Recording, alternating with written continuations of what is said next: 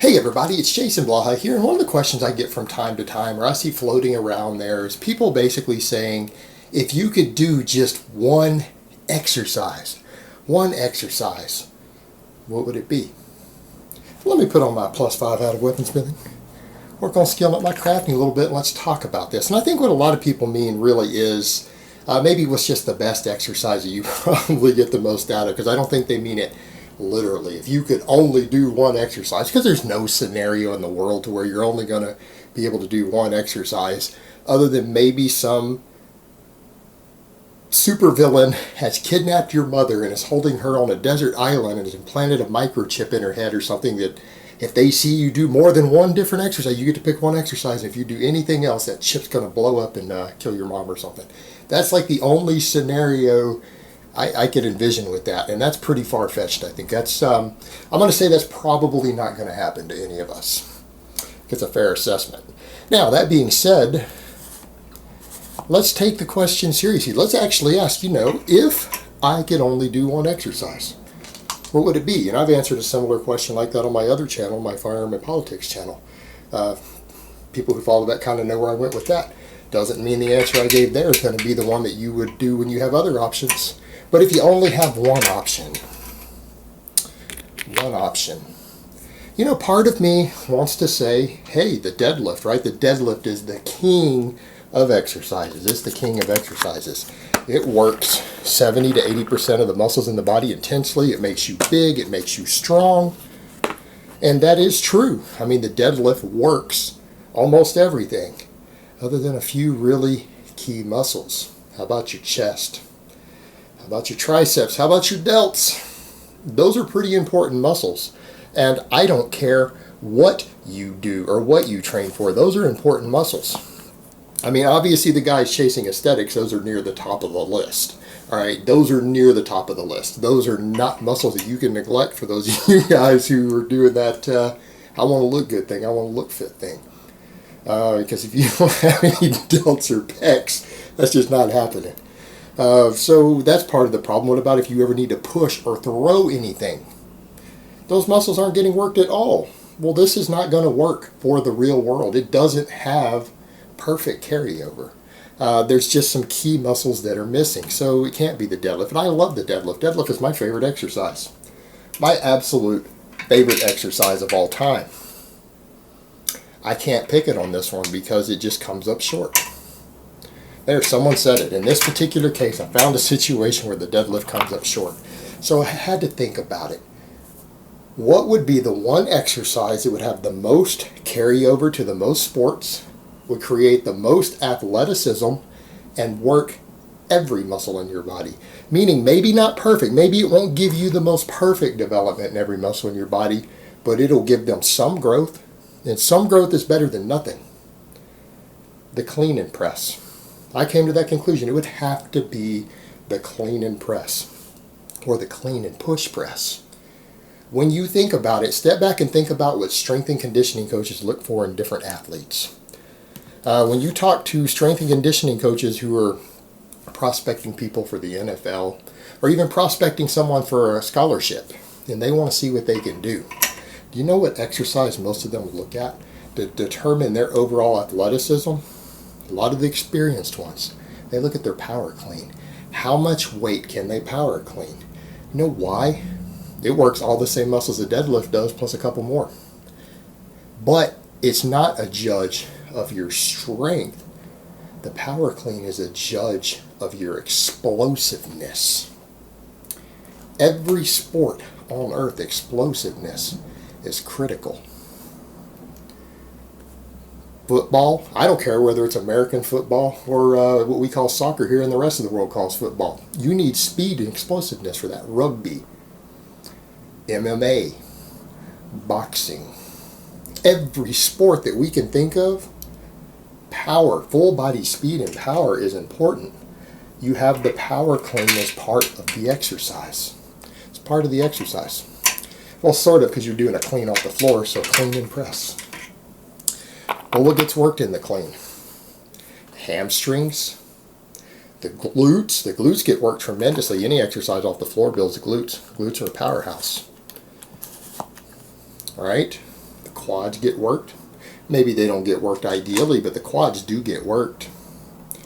How about your abs, your obliques, spinal erectors, thoracic erectors, your lats? In fact, the deadlift works the lats. There's EMG studies on that. If you don't believe me, go look up all the EMG studies. What is his name? The glute guy. Brett Contreras did. Lats get work on the deadlift. They definitely get worked on the power clean, or any sort of clean. Traps, biceps, yeah. You say they don't work the biceps. Sure they do. They work the biceps the same way a lat pull down does, really.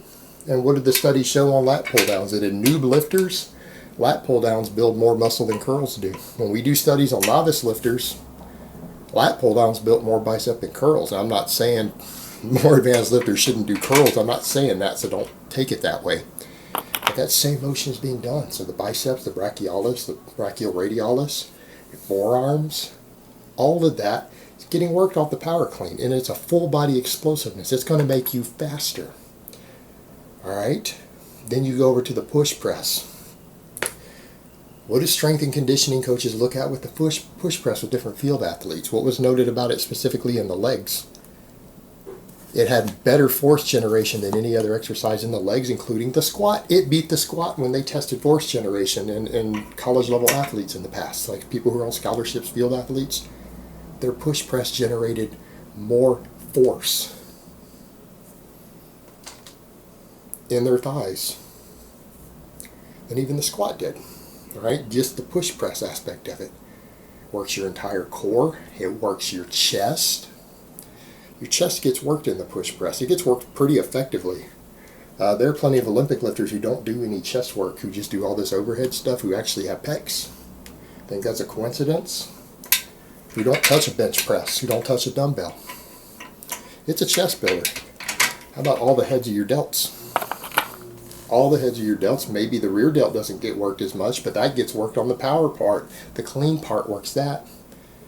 So between the two portions of the movement, the entire delt gets worked. The traps get worked again. The triceps.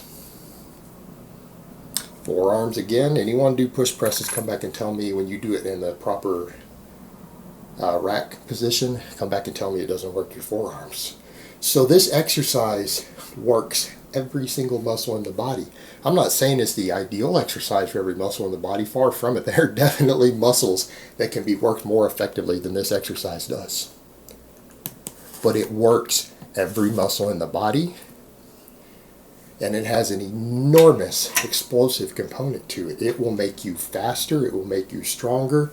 It can build every muscle in the body to some extent. It's full body movement. The clean and press, or the clean and push press, is quite possibly the one exercise that recruits more muscle fibers through the entire body than any exercise ever invented. In fact, I would go so far as to say, and I've seen even coaches in the past make this point, that if an athlete only did the clean and press, and that's all they did, and they did it over and over and over, did different rep ranges with it, different numbers of sets, different numbers of volume, and they just got really, really good at this exercise, that they would probably develop the strength and power they need to be a good athlete. They would also develop a pretty good level of muscularity. This exercise basically works your whole body.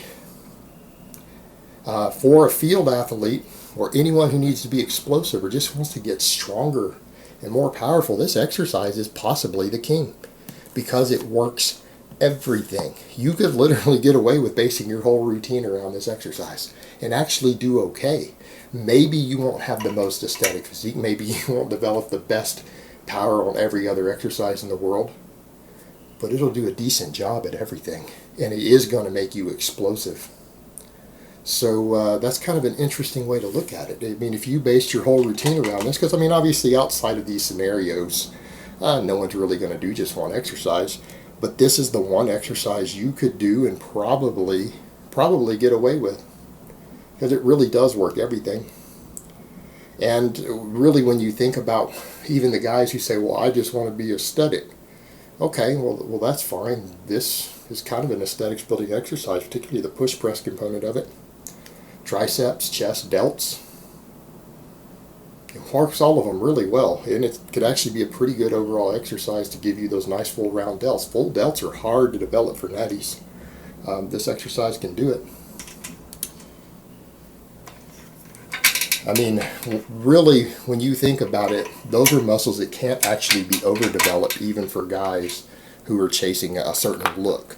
I mean, has anyone ever said to any guy you've ever seen that their upper chest, their delts and their triceps are too big that it makes them look unaesthetic? I mean, is this really a real concern? Because that's the argument, that maybe it focuses on those a little more, maybe too much more than some of the other ones. Is that really a problem? I don't think so. Fantastic exercise. If you were only to do one exercise, you could get away with doing this exercise, and you probably would develop a reasonably balanced body. You'd develop a reasonably balanced body, and you'd get pretty strong. Now, it'd be interesting because of this, someone could base a routine around this, and they could do a couple other key exercises to really shore everything else up. And then they'd have a really well-rounded routine. And that's the whole thing. A lot of people want to start with, hey, let me find this one exercise for this body part. This is the best one, and this one or this. Instead of saying, hey, what exercise is going to build everything? What exercise is going to make me all around good and develop me all around?